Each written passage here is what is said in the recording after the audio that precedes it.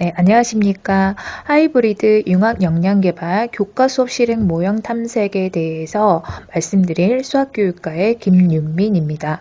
반갑습니다. 본 영상은 2022 미래형 교수학습 모델 개발 지원 사업으로 이루어졌고요.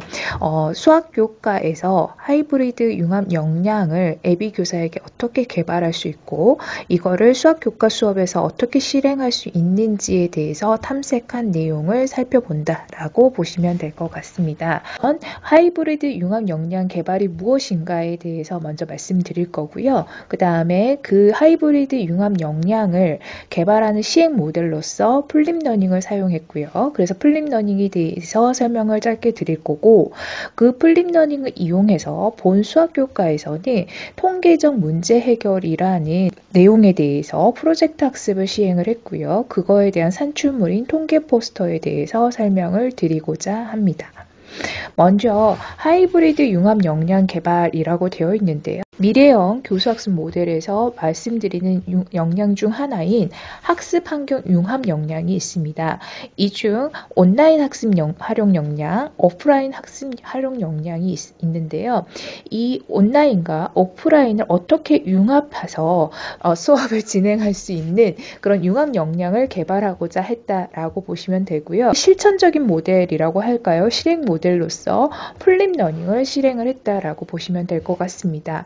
이 플립러닝을 시행한 이유는 우리가 지금은 온라인 환경과 오프라인 환경이 결국은 같이 공유되고 있는 세상에서 살고 있고요. 그 다음에 또 하나는 본 교과 자체가 이론도 필요하지만 학생들이 애비 교사로서 교수학적 지식을 실행할 수 있는 실천적 지식이라고 우리가 보통 얘기하죠. 탐구할 수 있는 시간도 필요합니다. 여기서 보시면 아시겠지만 온라인을 통해서는 어디 보면 이론적 지식을 습득하게 되고요. 그 다음에 오프라인 환경에서는 여기서는 교수자가 앞에 나와 있지만 학생 중심적인 탐구 활동을 한다라고 보시면 될 것 같습니다. 어떻게 보면 이것을 왜 우리가 역량 개발을 하냐라고 했을 때 요즘 학교 현장은 학사 중심, 학습자 맞춤형 수업이 진행되고 있습니다. 그 수업을 구성할 수 있고 그거를 개발할 수 있는 그런 역량을 개발하기 위한 하나의 방침, 하나의 제안 방법이다라고도 보실 수 있습니다. 그러면 결국은 플립러닝을 통한 교수학습 실천 역량을 어떻게 증진시킬지에 대해서 생각을 해볼 수 있다라고 보시면 될 것 같고요. 먼저 플립러닝에 대해서는 많이 알고 계십니다. 워낙 유명하기도 하고요. 그래서 플립러닝 같은 경우는 전환학습 거꾸로 교실이라고 되어 있는데요. 거꾸로 교실은 이제 역전됐다라고 하는 건데요. 교실 안에서는 활동을 하고 그다음 교실 밖에서 강의실 수업이 이루어진다라고 보시면 될 것 같고요.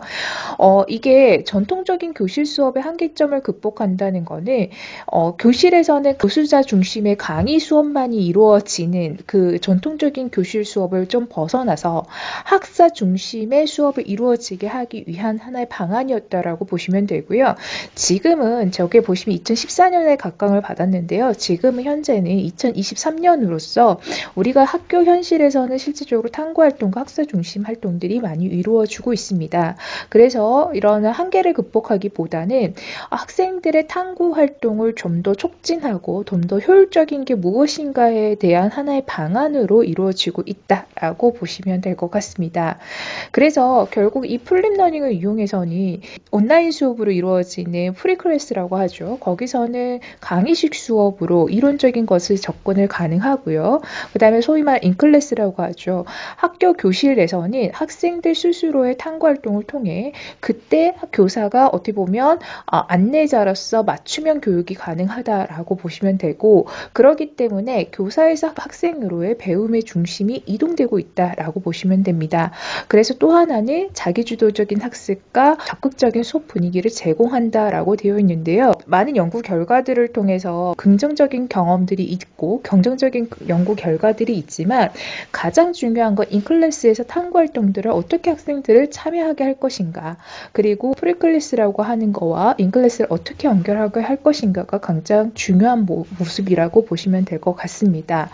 그래서 본 수업에서는 하이브리드 융합 역량 개발 실행 모형이기 때문에 프리클래스는 온라인 학습을 활용한다라고 보시면 되고요. 인클래스는 소위 말하면 오프라인 학습을 경험한다라고 생각을 해주시면 될 것 같습니다. 수학과 교육과정에서 얘기하는 교과 역량 중에 하나인 정보처리 역량에 대한 이론적인 설명, 그 다음에 통계의 과정이라고 하는 통계 문제 해결 단계라고 볼 수가 있거든요. 통계적 소양, 이런 단어들, 용어들, 단계들에 대한 이론적인 설명, 그리고 초등학교 수준에서 다루어지는 그래프의 특징에 대한 내용적인 설명은 프리클래스에서 이루어지고요. 그리고 나서 우리가 정보처리 역량에 대해서 학습했을 때 본 수업에서는 이지통계를 이용해서 실제적으로 교과서에 있는 내용들을 그래프를 그리고 어떻게 가르칠지에 대해서 탐구활동을 했고요. 통계 과정이라고 하는 이 통계 과정이 가장 잘 드러나는 게 프로젝트 학습이고 통계 포스터거든요. 그 통계 포스터를 제작하기 위해서 주제, 목적을 정하고 자료를 수집하고 정리하게 하고 물론 해석 분석도 하겠습니다. 그 다음에 그래프의 특징을 잘 살아날 수 있도록 그래프의 특징을 이론적으로 다루고 본 수업에서는 통계 포스터 제작을 했다라고 보시면 될 것 같습니다. 다만 이 프리클래스하고 인클래스 연결하기 위해서는 항상 수학과 교육과정과 교과서에 대해서 살펴보도록 했고요. 매 단계마다는 소위 말하는 자기평가를 통해서 반성활동을 할 수 있도록 진행을 했습니다. 여기서 중요한 것은 소위 말하면 이론적인 내용들은 프리클래스에서, 즉 온라인 학습의 활동을 통해서 진행을 하고요. 그 다음에 소위 말하면 학생들이 주도적으로 할 수 있는 탐구활동들은 인클래스에서 탐구활동으로 진행하였다라는 걸 보실 수 있을 것 같습니다.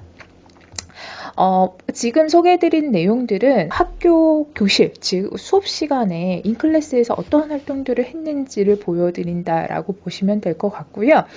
지금 보시는 바와 같이 이게 이제 이지통계라고 하는 자료를 정리하고 그래프를 잘 나타낼 수 있는 통계 소프트웨어라고 보시면 될 것 같습니다. 수학과 교육과정에서 성취 기준에서 공학적 도구를 활용하게 되고, 예전에는 그래프를 잘 그리는 게 중요했지만 이제는 그래프도 잘 그리고 나서 그걸 어떻게 분석하고 해석할 것인가가 중요하다는 것으로 통계의 교육의 방점이 바뀌고 있기 때문에 그걸 반영하기 위한 하나의 프로그램이 국가적으로 무료로 제공되고 있는 소프트웨어를 이용했다라고 보시면 되고요. 실제적으로 현실적으로 사용하는 그래프이고요. 그 다음에 교과서의 표현에서의 그 그래프도 제공하고 있고요. 근데 여기서 끝나는 것이 아니라 실제 학교 교실에서 교과서에서 다루게 될 내용들도 살펴보게 했고요. 마찬가지로 자료 있고요. 띠그래프, 마찬가지로 교과서 내용도 살펴보게 했다라고 보시면 될 것 같습니다. 이렇게 한 차시 정도는 그 이지통계를 학생들이 직접 활용해서 이 이지통계는 태블릿 PC를 이용해서도 되고요. 노트북을 이용하기도 하고요. 그 다음에 모바일로도 충분히 사용이 가능했다라는 걸 보실 수 있고, 굉장히 기능적인 조작은 쉽기 때문에 초등학생들도 쉽게 할 수 있었고 예비 교사들도 굉장히 손쉽게 진행을 할 수 있었다라는 걸 관찰할 수 있었습니다. 그리고 학생들이 이 인클래스에서 이런 활동들을 할 때 굉장히 재밌어 했다라는 거를 잘 살펴보실 수 있습니다.